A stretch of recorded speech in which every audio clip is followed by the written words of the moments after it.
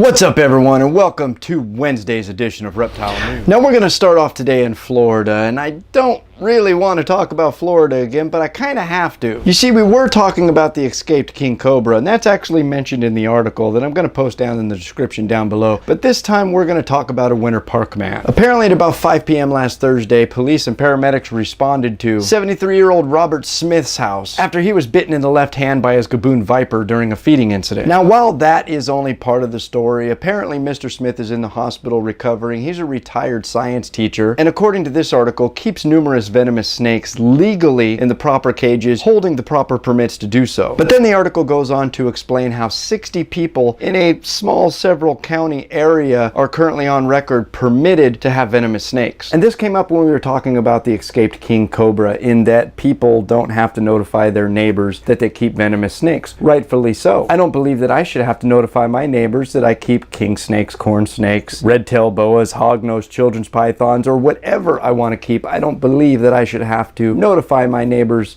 that I keep those things. And similarly, I don't believe anybody should have to notify their neighbors about what they're keeping at their house. As most of the time, with just the ignorance of the general population when it comes to pet snakes or wild snakes or whatever, somebody would assume that my pet corn snake is going to kill their family, and they would not rest until I was forced to get rid of it, which is why we should not have to notify our neighbors that we're keeping these things. But on that same note, we see now how media is starting to question what we do have to notify people of and what we don't. And I'm sure if you live in an area where you're required to have a license to keep what you have, then that is public record and anybody can go down and find out what you have. But with this escaped king cobra, and now with this bite from a young Gaboon viper, I'm sure the media is going to grab onto it and just run. And now we're going to move on to a different part of the state, Florida. Why, oh why? Where a 22-year-old University of Florida student has been charged with illegally having an alligator skin. Apparently Christophe DeSève, I hope I'm pronouncing that properly, no disrespect if I'm not, was found to have an alligator skin drying in the backyard of his frat house. Now, acting on an anonymous phone call, authorities went over there and found he did in fact have an alligator skin drying. They did cite him, and he failed to show up for his mandatory court date, so he was later arrested. Now, DeSève obviously did not have any paperwork, licenses, tags, or anything showing that this alligator was collected legally, so it's automatically assumed that it was collected illegally. And now we're gonna thankfully move out of Florida to Pennsylvania, where it's being reported that a 1.5-year-old black-throat monitor is currently on the loose. Apparently this all came to light during a Craigslist post, and the media which wrote the article that I'm reading was unable to contact the owner for comment. Apparently the people were cleaning the monitor's cage out and letting it roam free around the yard when it apparently dug a hole underneath the fence and escaped. Stupid!